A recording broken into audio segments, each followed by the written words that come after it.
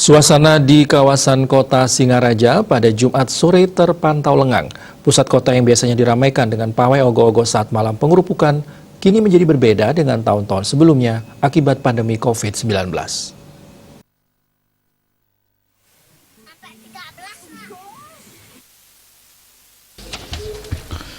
Beginilah suasana ruas-ruas jalan protokol di kawasan kota Singaraja dan sekitarnya.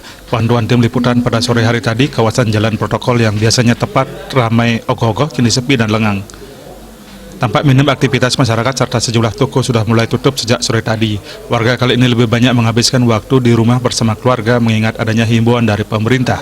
Salah satu tokoh perempuan yang sekaligus Kepala Bidang Adat dan Tradisi Dinas Kebudayaan Buleleng, Ayu Sri Susanti mengaku prihatin atas kondisi ini.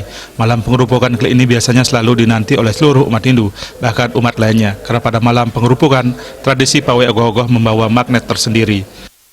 Mungkin perasaannya sedikit prihatin ya, karena kita tidak bisa melaksanakan selain upacara. Kalau dulu kan biasanya ada pawai ogoh-ogoh, itu bagian dari pelaksanaan di upacara penyepian.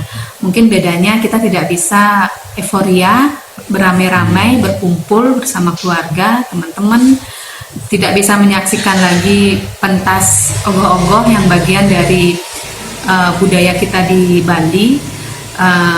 Jadi sedikit perbedaannya bisa di sana, bisa dilihat dari sisi pelaksanaannya sebelum pandemi ini.